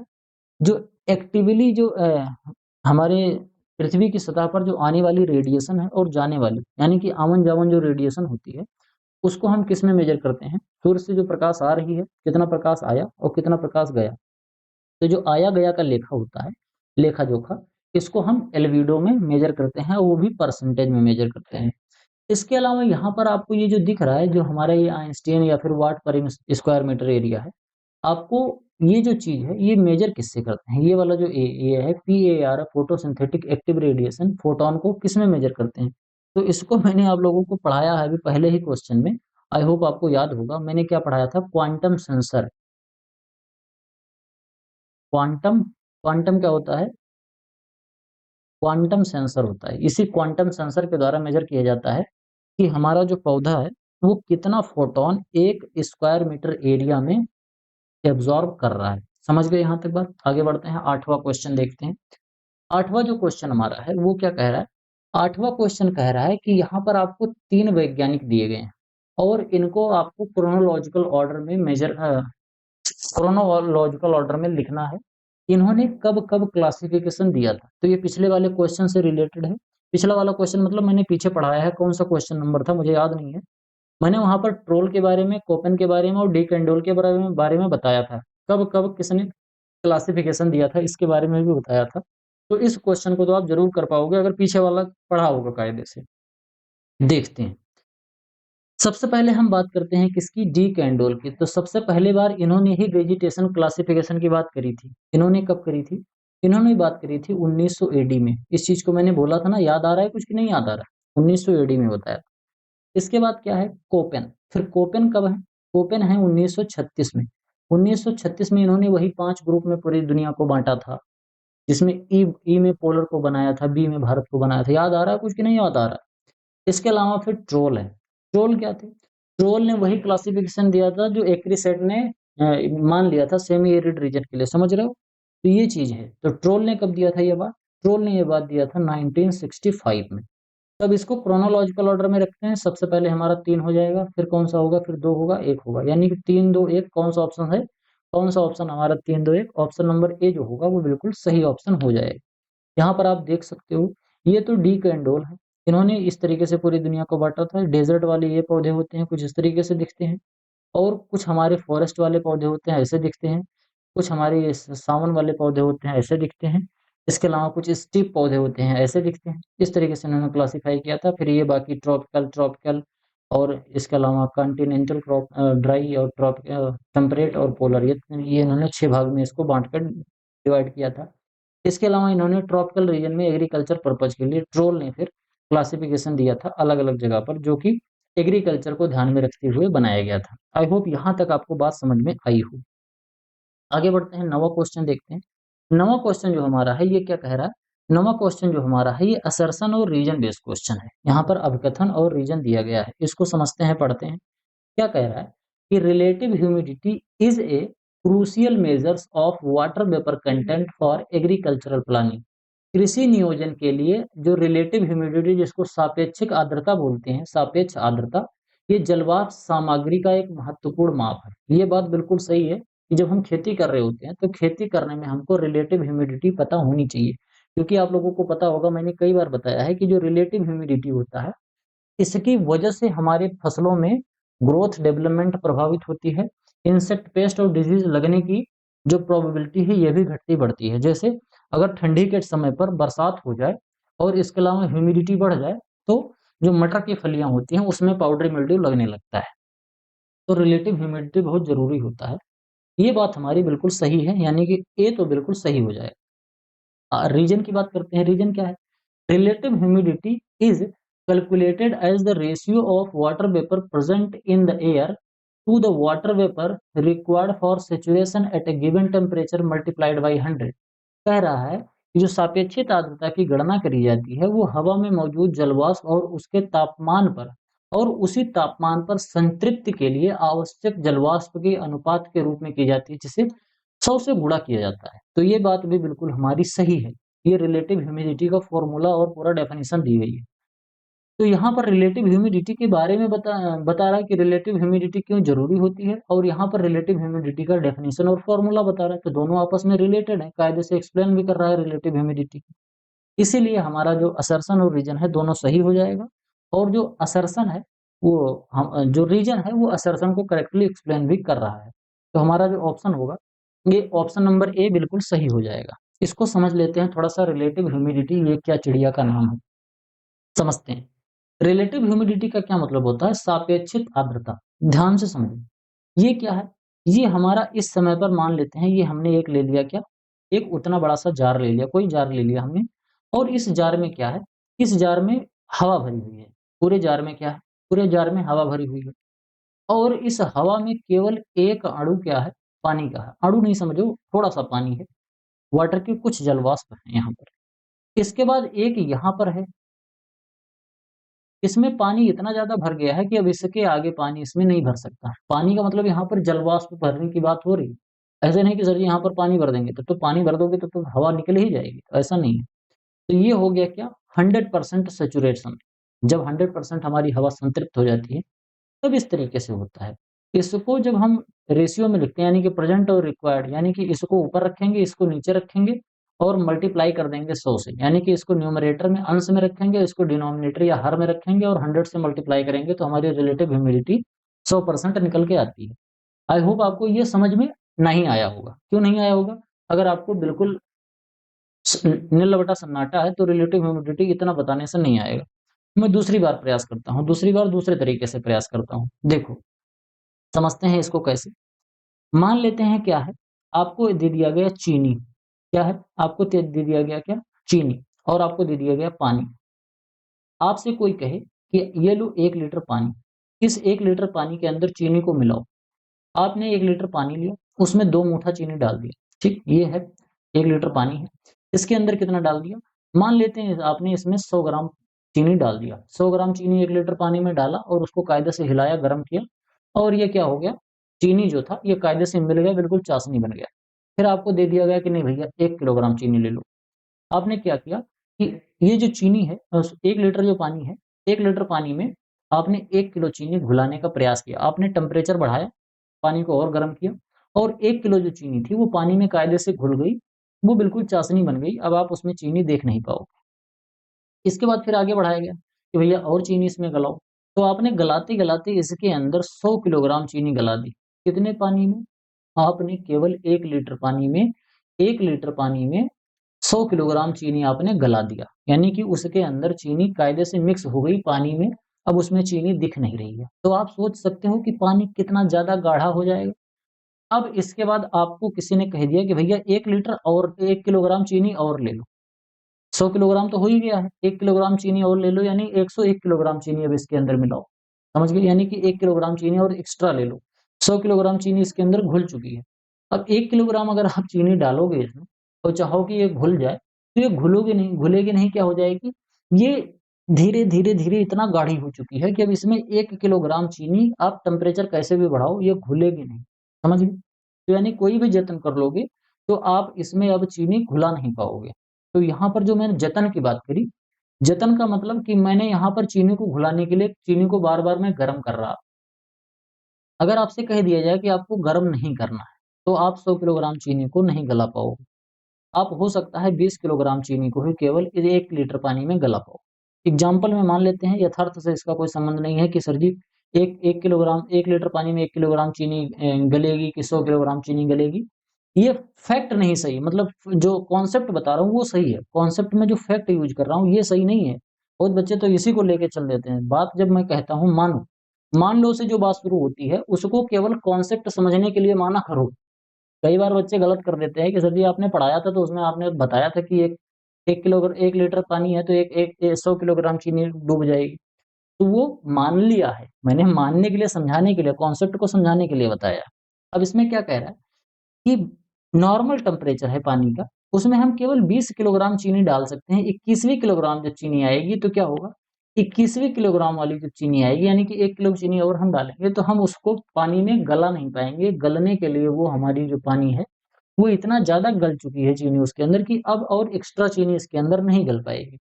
तो इस कंडीशन को हम क्या बोलेंगे कि हमारा जो पानी है ये 100% संतृप्त हो चुका है। 100% संतृप्त का क्या मतलब होता है? 100% क्या हो जाता है? 100% सैचुरेट हो गया है। यानी कि अब इसके अंदर, पानी के अंदर कोई भी चीनी नहीं जा सकती। इसी तरीके से जो पानी है, पानी को आप हवा से रिप्लेस कर दो और चीनी को पानी से।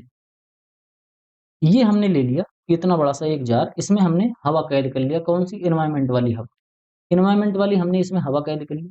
इसमें जल वाष्प हम डालते जा रहे हैं, जल डालते जा रहे हैं, और जो हवा के कण हैं, ये पानी को अपने पास चिपकाते जा रहे हैं, चिपकाते जा रहे हैं। ऐसे एक टाइम आ जाएगा कि अब इसके अंदर पानी का कोई भी कण इस हवा में के अंदर संतृप्त नहीं हो सकता। तो उसको हम क्या बोलेंगे? उसको हम बोलते हैं कि रिलेटिव ह्यूमिडिटी जो है वो 100% हो गई है। कैसे? वाटर वेपर प्रेजेंट कितने हैं? 100%। 100 वाटर वेपर प्रेजेंट है। और कितना चाहिए, 100 चाहिए।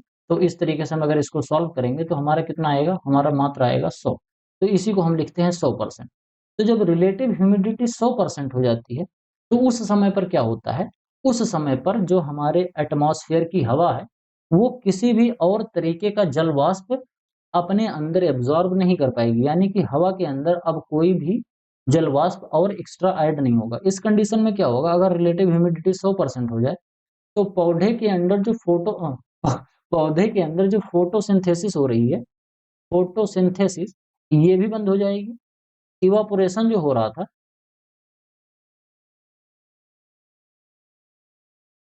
इवापोरेशन जो होगा ये भी बंद हो जाएगा। इसके अलावा तालाब, नदी, समुद्र जितने भी हैं, इनसे भाप निकलना बंद हो जाएगा। आप अगर पानी गर्म करोगे तो जो पानी गर्म करने पे जो भाप निकलती है वो भाप निकलना भी बंद हो जाएगा। कब, अगर रिलेटिव ह्यूमिडिटी 100% हो जाए, लेकिन ये कभी 100% होती नहीं। तो आई होप इतना मशक्कत करने के बाद मैंने आपको रिलेटिव ह्यूमिडिटी कायदे से समझा दिया। यहाँ पर आप देखो, जब रिलेटिव ह्यूमिडिटी कम होती है तो देखो कितनी तेजी से हवा, जल वाष्प जो है पत्तियों के अंदर से बाहर निकल रहा है। लेकिन हाई ह्यूमिडिटी जब हो रही है तो देखो यहाँ से जो हवा है वो जो बहुत धीरे धीरे निकल रहा है, थोड़ा थोड़ा करके निकल रहा है, पानी भाप बनकर नहीं निकल रहा है, समझ गए, कम निकल रहा है। तो इस तरीके से जब होता है तो हम क्या बोलते हैं, हाई। जैसे आप लोगों ने देखा होगा ना कि एक समय पर होता है आपको बहुत ज्यादा पसीना होता है, ऐसा बरसात के समय पर होता है। क्यों? क्योंकि जब बरसात हुआ तो बरसात की वजह से बहुत ढेर सारा जो पानी है वो हमारे एटमॉस्फेयर में जो हवा है उसने उस पानी को अपने अंदर एब्जॉर्ब कर लिया, तो ह्यूमिडिटी बढ़ गई, वो हो गई 70%, 80%, 90% तक हो गई। अब अगर इतना परसेंट बढ़ के हो गई है रिलेटिव ह्यूमिडिटी, तो उसमें क्या एक्स्ट्रा और हवा जाएगी, और इसके तुरंत बाद अगर धूप हो गई तो गर्मी होने लगेगी, तो हमारे बॉडी से पसीना निकलेगा। लेकिन अब पसीना सूख के तो कहीं जाएगा, हवा में जाना चाहिए। तो हवा के पास तो पहले से ढेर सारा पानी है तो इसीलिए जाता नहीं है, तो हम पसीने से तरबतर हो जाते हैं। जब हाई ह्यूमिडिटी होती है, क्या होती है, जब हाई ह्यूमिडिटी होती है, हाई रिलेटिव ह्यूमिडिटी, तो इस कंडीशन में क्या होता है, उमस होती है, इसको हम उमस बोलते हैं। उमस भरी गर्मी जो होता है ना, बहुत ज्यादा उमस होती है, वो वाली गर्मी। जैसे आप लोगों ने देखा होगा कि जो मई जून की गर्मी होती है वो हमें उतना ज्यादा परेशान नहीं करती है जितना जुलाई अगस्त में अगर धूप हो जाए और गर्मी हो जाए, जितना वो परेशान करती है। समझ गए? तो ये तो था हमारा रिलेटिव ह्यूमिडिटी। आगे बात करते हैं, हमारा 10वां और अंतिम क्वेश्चन क्या है। अंतिम क्वेश्चन है, which of the following definitions correctly distinguish between weather and climate based on the summative context provider. यहाँ पर आपको कुछ कॉन्टेक्स्ट दिए गए हैं, 4 कॉन्टेक्स्ट दिए गए हैं, आपको बताना है कि इनमें से वेदर और क्लाइमेट को करेक्टली कौन बता रहा है। एक एक करके समझते हैं। Weather is generalized while climate is instantaneous. ये बात बिल्कुल गलत है, क्योंकि मौसम सामान्यकृत और जलवायु तत्कालिक नहीं होता है। उल्टा होता तो सही हो जाता है। मौसम जो होता है, वेदर जो होता है इंस्टेंटेनियस होता है, यानी कि तत्कालिक क्षणिक होता है, और क्लाइमेट कैसा होता है, वो जनरलाइज होता है। तो उल्ट गया है यहाँ पर, ये गलत हो गया। आपको खोजना कौन सा है, करेक्ट खोजना है। Climate is the summation of weather condition over a comparatively longer period of given time। Climate जो होता है वो समेशन होता है वेदर का for a long period of time. ये बात हमारी बिल्कुल सही है। तो हमने बी तो खोज लिया। आगे देख लेते हैं क्या क्या है। आगे क्या है, weather cover a large geographical area region then climate. नहीं, क्लाइमेट ज्यादा एरिया कवर करता है, वेदर कम करता है। क्लाइमेट ज्यादा एरिया कवर करेगा, वेदर जो होता है वो कम एरिया कवर करता है। There is no difference between, ऐसा तो कोई है ही नहीं, डिफरेंस तो दोनों में होता ही है। समझते हैं क्या क्या चीजें हैं। ये हमारा वेदर है और ये हमारा क्लाइमेट। जो वेदर होता है वो डे टू डे होता है। जैसे अगर हमने कहा धूप है, छांव है, बादल है, गर्मी है, उमस है, ये जो टर्मिनोलॉजी मैं यूज कर रहा हूँ, ये सभी टर्मिनोलॉजी हम वेदर में यूज करते हैं। जैसे कोहरा पड़ रहा है, रेन हो रही है, बरसात हो रही है, और ओलावृष्टि हो रही है, तो ये सभी क्या है, वेदर की कंडीशन होती है। ये करंट एटमॉस्फेरिक जो कंडीशन होती है, वेदर उस चीज को बताता है। टेम्परेचर को, कितना टेम्परेचर है, कितना ह्यूमिडिटी है, हवा कितनी तेज चल रही है, ये शॉर्ट पीरियड ऑफ टाइम के लिए होता है। एक एक घंटे से लेकर, 1 घंटे, 2 घंटे, 2 मिनट, 5 मिनट से लेकर और कुछ दिनों तक का होता है। समझ गए? ये बहुत तेजी से चेंज होता है। जैसे अभी बहुत तेजी से धूप थी, लेकिन अचानक से बादल आ गए और बादल हो गया। इसी तरीके से थोड़ी देर में बादल था, अचानक से बरसात होने लगी। तो ये क्या होता है, टेम्परेचर रेपिडली चेंज, ये वेदर जो होता है बहुत जल्दी जल्दी चेंज भी हो जाता है। जैसे अभी बहुत ज्यादा गर्मी पड़ रही थी, टेम्परेचर जो था वो 42 डिग्री सेंटीग्रेड था, लेकिन अचानक से बरसात हो गई, टेम्परेचर तुरंत घट गया, मात्र 10 मिनट के अंदर टेम्परेचर घट गया और 27 डिग्री सेंटीग्रेड हो गया। समझ? इसके अलावा जो क्लाइमेट होता है, ये क्लाइमेट होता है इसी वेदर का समेशन होता है। जो एवरेज टाइप का वेदर पाया जाता है लगभग-लगभग, उस वेदर का जब समेशन करते हैं, तो लगभग-लगभग कितना बरसात होती है, लगभग कितना टेम्परेचर रहता है, लगभग कितनी तेज़ हवा चलती है। इन सभी चीज़ों को जब हम लगभग-लगभग करके एक लंबे पीरियड ऑफ टाइम की बात करते हैं, तो उसको हम क्या बोलते हैं? क्लाइमेट बोलते हैं। ये रीजनल पैटर्न पर होता है, जैसे पूरे भारत को 3-4 क्लाइमेटिक कंडीशन में बाँटा गया है। 3 और कहीं-कहीं पर आपको 4 देखने को मिलते हैं। ये सीज़नल वेरिएशन होता है, जैसे रबी, खरीफ जो जायद होती है, ये जो हमने क्रॉप बनाई है, रबी, खरीफ और जायद की क्रॉप, ये क्लाइमेट के हिसाब से बनाई है, वेदर के हिसाब से नहीं बनाई है। कई बार एग्ज़ाम में ऐसे क्वेश्चन भी आ जाते हैं कि खरीफ, रबी, जायद जो क्लासिफ़िकेशन है, वो किसके बेसिस पर है? वेदर के बेसिस पर है या क्लाइमेट के बेसिस पर है? बच्चे बहुत ज़्यादा ध्यान नहीं देते हैं और ऑप्शन ए में वेदर ही रहता है। ऑप्शन भी ऐसे एग्ज़ामिनर सेट करता है कि सबसे पहले हम वेदर ही लिखेंगे, तो पहला ही पढ़ के लगा के चला आएगा। आप लोगों ने देखा होगा कि अगर आप 100 क्वेश्चन सॉल्व करोगे और चारों ऑप्शन नहीं पढ़ोगे, तो 100 क्वेश्चन में से 1 या 2 क्वेश्चन की ऐसी प्रोबेबिलिटी होती है कि गलत हो जाएँगे आपके पूरे ऑप्शन ना पढ़ने की वजह से। अगर आप पूरा क्वेश्चन आराम से और आंसर को आराम से पढ़ोगे ऑप्शन को, तो वो क्वेश्चन आपके सही हो जाते हैं। आप पढ़ोगे तो नॉर्मली सोचोगे हाँ, वेदर के हिसाब से तो क्लासिफ़िकेशन है, लेकिन उसके जस्ट नीचे कहीं तीस सी में या डी में लिखा होता है क्लाइमेट। आप वहाँ तक जाओगे ही नहीं, ए पे देख के आगे टिक लगा के आगे बढ़ जाओगे, गोला भर के आगे बढ़ जाओगे, फिर वो गोला आपके ज़िंदगी पर लग जाएगा। तो आपको ऐसा नहीं करना है। ये कैसा होता है? ये कुछ पीरियड ऑफ टाइम के लिए होता है, मतलब 70 साल, 20 साल, 30 साल। तो ये साल जो लिखा है, इसको आपको याद नहीं रखना है कि सर ये 30 साल से ऊपर का अगर समेसन लगाएँगे तो ही क्लाइमेट होता है। ऐसा कोई ज़रूरी वाली बात नहीं है। समझ गए? इसके अलावा ये 30 दिन से लेके डिकेड तक, सेंचुरी तक ऐसे हो सकता है, तो कोई फिक्स टाइम नहीं होता है। कुल मिला के जो क्लाइमेट होता है, वो वेदर के समेशन का जो वेदर में जो जितने भी फैक्टर हम यूज़ करते हैं, वेदर को मेज़र करने के लिए, उन्हीं का जब हम समेशन लगाते हैं, उसको एक जनरलाइज़ पैटर्न में बनाते हैं, तो वो क्या हो जाता है हमारा क्लाइमेट हो जाता है। तो आज के लेक्चर में केवल इतना ही। आई होप आपको वीडियो पसंद आया होगा। वीडियो पसंद आया हो तो वीडियो को लाइक करिए। हमारा एफर्ट आपको पसंद आ रहा हो तो कमेंट एक अच्छा-सा ज़रूर कर दीजिए। अगर वीडियो पसंद नहीं आई हो तो आप नेगेटिव कमेंट भी कर सकते हो। कोई चीज़ समझ में नहीं आई हो, नेगेटिव कमेंट में आपको बताना है कि क्या समस्या आ रही है। अगर पॉज़िटिव होता है कमेंट तो मोटिवेशन मिलता है, नेगेटिव होता है तो उसको सुधारने का प्रयास किया जाता है। इस तरीके से मैं आपको सिखाता रहूँगा, कुछ आप हमें सिखाते रहोगे और दोनों आगे बढ़ते रहेंगे। चैनल को दोस्तों के साथ शेयर करो, खुद सब्सक्राइब करो और अगर अल्टीमेट एग्रीकल्चर का कोर्स खरीदना चाहते हो तो व्हाट्सएप से संपर्क ज़रूर करो। मिलते हैं किसी दूसरी वीडियो में, तब तक के लिए इजाज़त दीजिए। धन्यवाद।